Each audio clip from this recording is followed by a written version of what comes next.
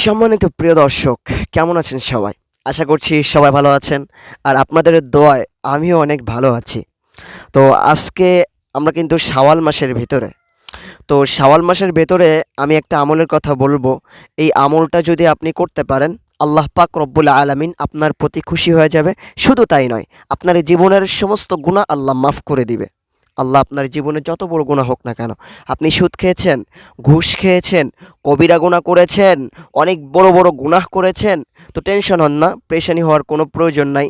অনেকে ভাবে যে জীবনে হয়তো অনেক বড় গুনাহ করতে পারেন, অনেক বড় জেনা করতে পারেন, কিংবা সুদ ঘুষ কবিরা গুনাহ করতে পারেন, এটাই স্বাভাবিক। দেখেন, একটা মানুষ যদি আল্লাহর কাছে খাস তওবা করে, আল্লাহর কাছে যদি একটা মানুষ খাস তওবা করে, সে আল্লাহর কাছে প্রতিজ্ঞা করে, আল্লাহ এই গুনাহ আর পরবর্তীতে আর করব না। কিন্তু ওই লোকটা যে তওবা করলো, তওবা করার সাথে সাথে কি আল্লাহ পাক রব্বুল আলামিন কি তার থেকে শয়তানটাকে কি বেঁধে রেখেছে?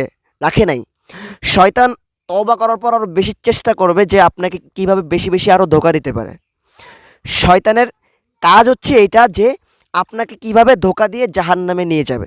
দেখেন, আপনি যখন মারা যাবেন, যখন মারা যাবেন, মারা যাওয়ার পর যখন আপনার গুনাহের কারণে, আপনার অপরাধের কারণে আল্লাহ পাক রব্বুল আলামিন যখন আপনাকে জাহান্নামে দিয়ে দিবে, ফেরেশতারা আপনার পায়ের ভিতরে শিকল বেঁধে টানতে টানতে যখন জাহান্নামে দিয়ে দিবে, শয়তান, যে শয়তানের ইশারায় আপনি চলেন, যে শয়তানের হুকুমে আপনি গুনাহ করেন, যে শয়তানের হুকুমে আপনি গান বাজনা শোনেন, যে শয়তানের হুকুমে আপনি নামাজ পড়েন না, যে শয়তানের হুকুমে আপনি কোরআন তেলাওয়াত করেন না, যে শয়তানের হুকুমে আপনি খারাপ কাজ করতেই থাকেন, সেই শয়তান আপনাকে বিপদের ভিতরে ফেলে দিয়ে সেই শয়তান হাসতে থাকবে।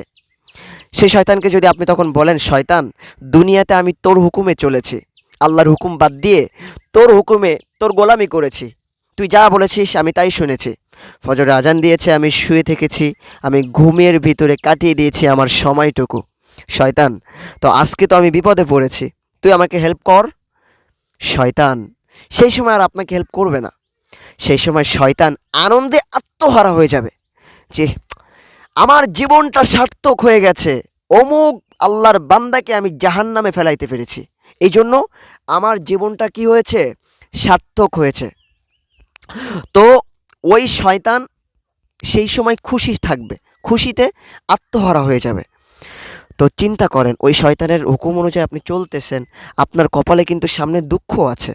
এই জন্য আমাদের মেন টার্গেট থাকতে হবে এটা, যে কিভাবে আমরা আল্লাহর কাছ থেকে নিজের গুনাহগুলো মাফ করায় নিতে পারি। যদি আমি আল্লাহর কাছ থেকে নিজের গুনাহগুলো মাফ করায় না নিতে পারি, যদি মাফ করায় না নিয়ে ওই কবরে আমরা যদি যাই, কবরে কিন্তু ভয়ঙ্কর আযাব হবে। ওই আযাব সহ্য করার মতো ক্ষমতা আপনারও নাই, আমারও নাই, কারোর নাই। তারপরেও আমরা মানুষ গুনাহ করতে থাকি, গুনাহ করে আমরা লজ্জিতও হই না। অনেক মানুষ আছে দেখবেন, গুনাহ করে করতেই থাকে, তবে গুনাহের পর যে আল্লাহর কাছে একটু লজ্জিত হবে যে আল্লাহ এই গুনাহটা করা আমার ঠিক হয় নাই, আল্লাহ তুমি মাফ করে দাও, আল্লাহ মাফ করে দিবে। আল্লাহ পাক রব্বুল আলামিন, আপনি যতই গুনাহ করেন না কেন, আপনি যদি জমিন থেকে আসমান পর্যন্ত গুনাহ দ্বারা পরিপূর্ণ করে ফেলেন, এর থেকেও কোটি কোটি গুণ বড় আল্লাহর রহমত। আল্লাহর রহমত অনেক বড়। আল্লাহ পাক বলেছেন যে লা তাকনাতু মির রহমাতিল্লাহ, এ নবী আপনি বলে দেন যে আমার বান্দা যত বড় গুনাহ করুক না কেন, আমার রহমত থেকে যেন নিরাশ না হয়, আমার রহমত থেকে যেন কখনো নিরাশ না হয়। কারণ আমি আল্লাহ পাক রব্বুল আলামিন, আমার বান্দা যতই গুনাহ করুক না কেন, যদি আমার বান্দা আমার কাছে মাফ চাই, আমি আল্লাহ মাফ করে দিব। নবীজি সাল্লাল্লাহু আলাইহি ওয়াসাল্লামের কিন্তু কোনো গুনাহ ছিল না, তারপরও প্রত্যেক দিন 100 বার তওবা করত, 100 বার তওবা করত। নবীজি সাল্লাল্লাহু আলাইহি ওয়াসাল্লাম কেমন যেন আমাদেরকে বোঝাতে চাচ্ছে যে তোমরা যদি গুনাহ করে ফেলো, দৈনিক যদি 100 বার গুনাহ করো আর 100 বার যদি আল্লাহর কাছে তওবা করো, আল্লাহ মাফ করে দিবে। এটা কেমন যেন নবীজি সাল্লাল্লাহু আলাইহি ওয়াসাল্লাম আমাদেরকে বোঝাতে চাচ্ছে। কেমন যেন আল্লাহ পাক রব্বুল আলামিন আমাদেরকে ডেকে ডেকে বলে, বান্দা তুই গুনাহ করেছিস, সমস্যা নাই, গুনাহ করেছিস, সারাদিন গুনাহ করে ক্লান্ত হয়ে গেছিস, তো রাতে যখন ঘুমাইতে যাবি, ঘুমানোর আগে আমি আল্লাহ আমার কাছে মাফ চা, আমি আল্লাহ পাক রব্বুল আলামিন তোকে মাফ করে দিব।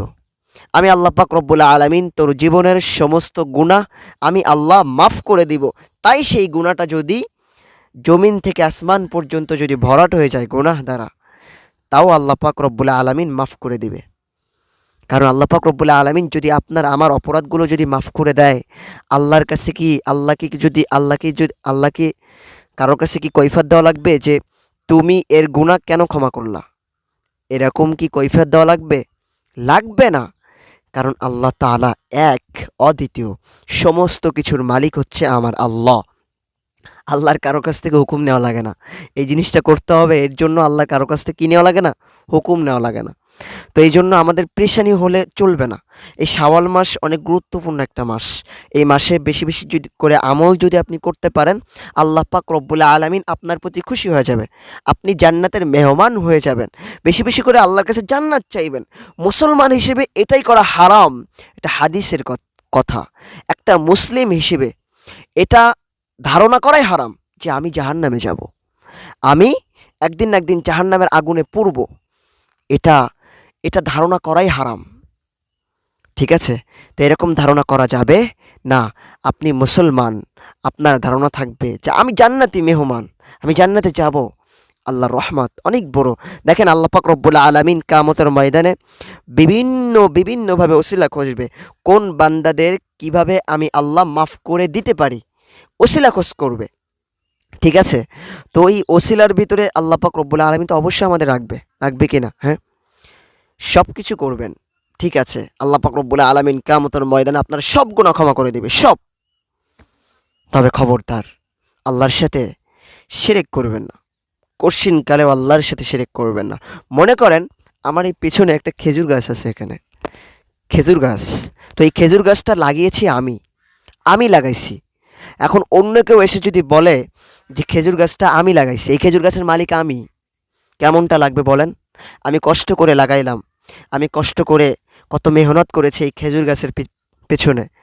তারপরও যদি অন্য একটা লোক এসে কিংবা আপনি এসে যদি বলেন এই খেজুর গাছটা আমার কষ্ট লাগবে না? হ্যাঁ, তো তেমনভাবে আল্লাহ পাক রব্বুল আলামিন আমাদেরকে কত মায়া করে বানাইছে।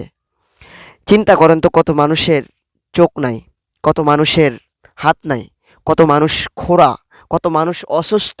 এই মুহূর্তে হাসপাতালের ভিতরে কত মানুষ হাহাকার করতেছে। আল্লাহ পাক রব্বুল আলামিন যদি চাইতো আপনাকে আমাকে ওর ভিতরে দাঁড় করাইতে পারতো কি পারতো না? আমার কমেন্ট বক্সে এইটুকু লিখবেন যে পারতো কি পারতো না। অবশ্যই পারতো না। আল্লাহ পাক রব্বুল আলামিন এমন কিছু নাই যা আল্লাহ পাক পারে না, সব কিছু পারে। তা আল্লাহ পাক রব্বুল আলামিন এত নিয়ামত আপনাকে আমাকে দিয়েছে, তার নিয়ামত আমরা ভক্ষণ করতেছি, তারপর আমরা আল্লাহর সাথে শিরক করি। আমরা কত বড় নিমক হারাম যে আমরা আল্লাহর সাথে আল্লাহর নিয়ামত খাই, আবার আল্লাহর সাথে শিরক করি। এরকমটা কখনো করবেন না। একটা শিরক আপনাকে জাহান্নামে নিয়ে যাওয়ার জন্য যথেষ্ট। ঠিক আছে? তো আল্লাহ পাক রব্বুল আলামিন আমাদের সবাইকে শিরক থেকে হেফাজতে রাখুক। সবাই বলেন আমিন। দেখেন, আপনি গুনাহ করেছেন, আল্লাহ মাফ করবে, কিন্তু শিরক করবেন না, শিরক করে আল্লাহকে কষ্ট দিবেন না। ঠিক আছে? আল্লাহ পাক রব্বুল আলামিন কষ্ট পায়। এত মায়া করে আমার বান্দাদেরকে বানাইলাম, ওই বান্দা আমার জমিনে থেকে আমার নিয়ামত খেয়ে আমার সাথে শিরক করে, এটা তো ক্ষমার যোগ্য না। ঠিক আছে? তো আল্লাহ পাক রব্বুল আলামিন আমাদের সবাইকে বেশি বেশি করে শাওয়াল মাসে আমল করার তৌফিক দান করুক। সবাই বলেন আমিন। তো যে আমলের কথাটা আমি বলতেছিলাম, এই আমলটা হচ্ছে যে এই শাওয়াল মাসে প্রত্যেকদিন সকালে 100 বার এবং বিকালে 100 বার পড়বেন লা ইলাহা ইল্লাল্লাহ, এই জিকিরের অনেক ফয়দা। বিশ্বাস করেন, সমস্ত জিকিরের থেকে শ্রেষ্ঠ জিকির হচ্ছে এই জিকিরটা, লা ইলাহা ইল্লাল্লাহ। মুসা আলাইহিস সালাতু ওয়াস সালাম আল্লাহর কাছে জিজ্ঞাসা করতেছে, আল্লাহ তুমি আমাকে স্পেশাল একটা আমল দাও। আল্লাহ বলে স্পেশাল আমল? মুসা তুমি এই আমলটা নিয়ে নাও, লা ইলাহা ইল্লাল্লাহ। আল্লাহ বলে, আল্লাহ এই জিকির তো সবাই জানে, আমাকে কেন দিচ্ছ এই জিকির তো সবাই জানে। তো আল্লাহ পাক রব্বুল আলামিন বলে, মুসা এই জিকির থেকে শ্রেষ্ঠ জিকির আমার কাছে আর নাই, এই জিকির আমার কাছ থেকে সর্বশ্রেষ্ঠ জিকির। তো মুসা আলাইহিস সালাম বলে, কেন আল্লাহ, এই জিকির কেন তোমার কাছে শ্রেষ্ঠ? কয় কি আল্লাহ বলে কি, মুসা যে সমস্ত দুনিয়া এক পাশে রাখবা আর এই জিকিরটা এক পাশে রাখবা, এই জিকিরের ওজন ভারী হয়ে যাবে, এত ফজিলাতপূর্ণ এই জিকিরটা। তো এই জিকির একবার বলবেন জান্নাতে যাওয়ার জন্য যথেষ্ট হয়ে যাবে। তো সকালে 100 বার আর বিকালে 100 বার এই জিকিরটা বেশি বেশি করে কি করবেন, পাঠ করবেন, ঠিক আছে? আল্লাহ খুশি হয়ে যাবে। আল্লাহ যদি আপনার প্রতি খুশি হয়ে যায়, জান্নাত পাওয়া আপনার জন্য সহজ হয়ে যাবে। তো আজকের ভিডিওটা এই পর্যন্ত। সবাই ভালো থাকবেন, সুস্থ থাকবেন। যে আমলের কথাটা আমি বললাম, আল্লাহ যেন আমাদের সবাইকে বেশি বেশি এই আমলটা করার তৌফিক দান করুক। সবাই বলেন আমিন। তো এখন আমি আপনাদের মাঝ থেকে বিদায় নিচ্ছি। আবারও দেখা হবে পরবর্তী কোনো ভিডিওতে। তো আসসালামু আলাইকুম রহমতুল্লাহি আবরাকাতুহ।